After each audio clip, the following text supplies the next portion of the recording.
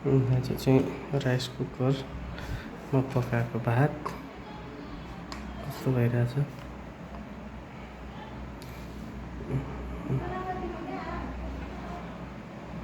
भात चाहिँ राम्रो बन्ने रहेछ, पानी पनि एकदम एब्जर्ब गर्ने आइले रहेछ। यस्तो बबाल भात बनाएको छ। पहिलो पटक भएर चामल चाहिँ धेरै लगाइएछ, अनुमान भएन। एकजनाको लागि पानी अलि ओभर नै भारी छ। यो ठाउँमा पानी फालिरहेछ। तरकारी, दाल, सलाद। मैले खाने भात चाहिँ यति मात्र हो। यो चाहिँ पुदिना।